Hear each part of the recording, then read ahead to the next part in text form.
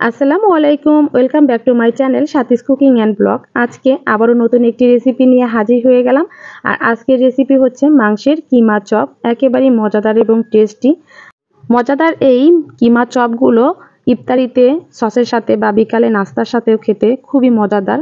চায়ের আড্ডা এরকম একটি রেসিপি থাকলে কোনো কথাই নেই। আর এতটা ক্রিস্পি এবং মজাদারভাবে এই রেসিপিটা আমি তৈরি করেছি এবং আপনাদের সাথে শেয়ার করেছি। এই কিমা চপগুলো প্রায় 2 ঘন্টার মতো ক্রিস্পি এবং মুচমুচে থাকবে। সেই টিপস সহ পুরো ভিডিওটি দেখার জন্য অনুরোধ রইল। চলুন দেখে নেওয়া যাক। প্রথমেই চুলায় একটি প্যান বসিয়ে দিয়ে সেখানে পরিমাণ মতো তেল দিয়ে দিচ্ছি। আর এখানে নিয়েছি আমি পেঁয়াজ কুচি আর কাঁচামরিচ কুচি।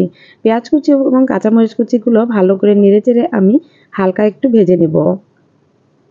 প্রথমে আমি কিমা চপ তৈরি করার জন্য মাংসের যে পুরটা সেটা রেডি করে নিচ্ছি। এজন্য পেঁয়াজ কুচি এবং মরিচ কুচিগুলো ভালো করে নেড়েচেড়ে হালকা একটু ভেজে নিচ্ছি। এখন এর মধ্যে দিয়ে দিব আমি হাফ চামচের একটু বেশি আদা ও রসুনের পেস্ট। একেবারে লাল লাল করে ভাজার কোনো প্রয়োজন নেই, পেঁয়াজগুলো হালকা ভেজে নিলেই হয়ে যাবে। এখন আদা ও রসুন বাটা দিয়ে ভালো করে একটু নেড়েচেড়ে ভেজে নিচ্ছি। আদা ও রসুনের কাঁচা ভাব দূর হয়ে গেছে। এখন দিয়ে দিব এর মধ্যে মাংসের কিমা। এখানে আমি 1 কাপ পরিমাণের মাংসের কিমা তৈরি করে নিয়েছিলাম। হাড় মাংস ব্লেন্ডারে ব্লেন্ড করে নিলেই কিন্তু কিমা তৈরি হয়ে যাবে। এখানে দিয়ে দিলাম হাফ চামচ ভাজা জিরে গুঁড়ো, হাফ চামচ মরিচের গুঁড়া, হাফ চামচ দিয়ে দিচ্ছি গোলমরিচের গুঁড়া, হাফ চামচ ধনিয়ার গুঁড়া, স্বাদ মতো লবণ। সবশেষে দিয়ে দিব এখানে 1 চামচ পরিমাণের সয়া সস। সকল উপকরণ দিয়ে ভালো করে নেড়েচেড়ে আমি এখন এই মাংসগুলো কুক করে নেব। কোনো পানি দেওয়ার প্রয়োজন নেই। লবণ এবং সয়া সসের কারণে এর মধ্যে থেকে কিন্তু পানি উঠে আসবে, আর সেই পানিটা দিয়েই এই পুরো চিকেনটা রান্না হয়ে যাবে। ভালো করে একটু নেড়েচেড়ে সবগুলো মশলা আমি মিশিয়ে দিচ্ছি। দেখুন পানি উঠে এসেছে, এটুকু দিয়েই রান্না করলে কিন্তু হয়ে যাবে। আর এই চিকেনটা কিন্তু আমার ব্রয়লার, এজন্য অতি সহজেই এটি সিদ্ধ হয়ে যাবে। ভালো করে নেড়েচেড়ে আমি এটি ঝুরঝুরে করে নিচ্ছি। রান্নাটা কিন্তু আমার প্রায় হয়ে এসেছে। এখনই চুলার আঁচটা বন্ধ করে দিয়ে এই চিকেনগুলো আমি একটু ঠান্ডা করে নেব। একেবারে ঠান্ডা করা যাবে না, হালকা গরম থাকা অবস্থায় হাত দিয়ে ভালো করে আরও একটু আমি ঝুরঝুরে করে নিচ্ছি। এখন এর মধ্যে দিয়ে দিব আমি আলু সিদ্ধ। 2টো আলু সিদ্ধ করে ভালো করে আমি ম্যাশ করে রেখেছিলাম। দেখুন আলু সিদ্ধ দিয়ে এখন এই চিকেনের সাথে ভালো করে একটু মাখিয়ে নিচ্ছি। আর আলুগুলো কিন্তু বাইন্ডিং এর কাজ করে, এজন্যই আলুটা অবশ্যই দেবেন। এতে করে খেতেও টেস্টি হবে এবং বাইন্ডিং এরও কাজ করবে। আবারও দিয়ে দিচ্ছি আমি 3টা কাঁচামরিচ কুচি, কিছু ধনেপাতা কুচি, আর দিয়ে দিব 1 চামচ পরিমাণে চাট মশলা।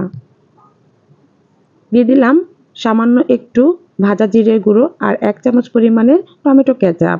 সবশেষে দিয়ে দিচ্ছি কিছু পেঁয়াজ বেরেস্তা। এখন সকল উপাদান আবারও ভালো করে একটু মাখিয়ে নিচ্ছি।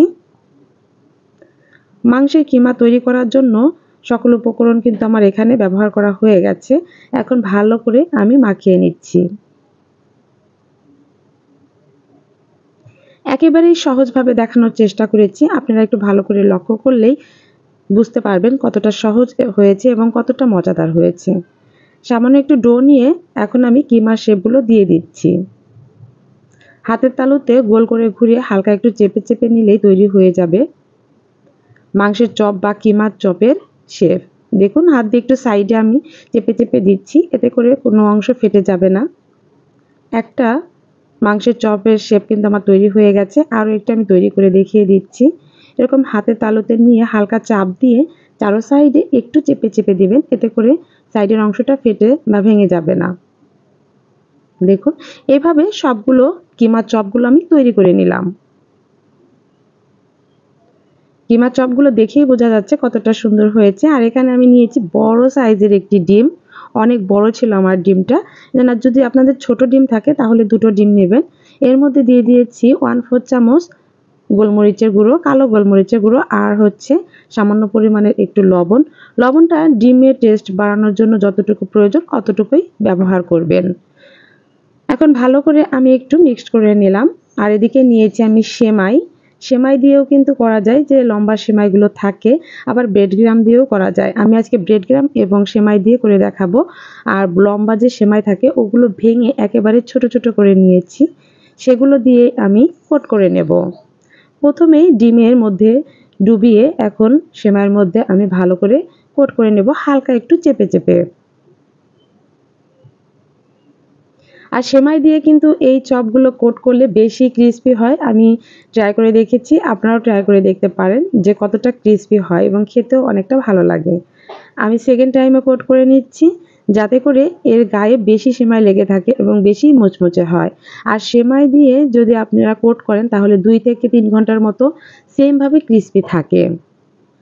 ইফতারে যদি আপনারা 2 ঘন্টা আগেও এই নাস্তাগুলো তৈরি করে রাখেন তাহলে দেখবেন একেবারেই ক্রিস্পি রয়েছে এবং অনেক মজাদার হয়েছে। এখানে নিয়েছি ব্রেড গ্রাম, সেমভাবে আমি ডিমের মধ্যে মাংসের কিমা চপগুলো ভিজিয়ে এখন আমি কোট করে নিচ্ছি। ব্রেড গ্রাম দিয়েও কোট করে নেব, 2 বার করে কোট করলে এর গায়ে বেশি ব্রেড গ্রামগুলো লেগে থাকবে এবং বেশি ক্রিস্পি হবে।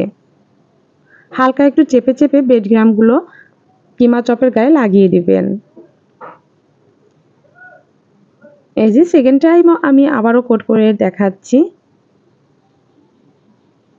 এইভাবে সবগুলো আমি কিমা চপগুলো তৈরি করে নেব। আর এইভাবে কিন্তু আপনারা ডিপ ফ্রিজে 15 থেকে 20 মিনিটের মতো রাখলে ভালো করে সেট হয়ে যাবে। এরপরে এয়ারটাইট বক্সে রেখে আপনারা সারা মাস সংরক্ষণ করে খেতে পারবেন। সবগুলো আমার তৈরি হয়ে গেছে। এখন আমি দেখিয়ে দিচ্ছি, ভাজার প্রসেসে চলে আসলাম। ভেজে দেখাবো আপনাদেরকে। প্যানে আমি পরিমাণ মতো তেল দিয়ে দিয়েছি আর তেলের মধ্যে আমি চপগুলো ছেড়ে দিয়েছি। আর যখন চপগুলো ছেড়ে দেবেন তখন তেলটা একটু গরম করে নেবেন ভালো করে। এখন ধৈর্য সহকারে উল্টিয়ে পাল্টে ভেজে নেব। আর এই সময় অবশ্যই চুলার আঁচটি মিডিয়াম হিটে রাখতে হবে, হাই হিটে রাখবেন না, তাহলে উপরে দ্রুত ক্রিস্পি হয়ে যাবে এবং পুড়ে যাওয়ার সম্ভাবনা থাকবে। যেহেতু আমি সেমাই দিয়ে তৈরি করেছি, এখানে চুলার আঁচটা অবশ্যই মিডিয়াম টু লো হিটে রাখবেন এবং ধীরে ধীরে ভেজে নেবেন। সেমভাবে বাকি কিমা চপগুলো আমি দিয়ে দিচ্ছি। আবারও ভালো মতো উল্টিয়ে পাল্টিয়ে আমি ভেজে নেব এগুলো। দেখেই বুঝতে পারছেন কতটা সহজভাবে তৈরি করলাম। এখন এগুলো আমি তুলে নিচ্ছি। বাচ্চা সহ বড়রা কিন্তু সবাই অনেক পছন্দ করেছে আর দেখেই বোঝা যাচ্ছে যে কতটা লোভনীয় হয়েছে। সবাই ভালো থাকবেন, সুস্থ থাকবেন। পরবর্তী ভিডিও দেখার জন্য অনুরোধ রইল। আল্লাহ হাফেজ।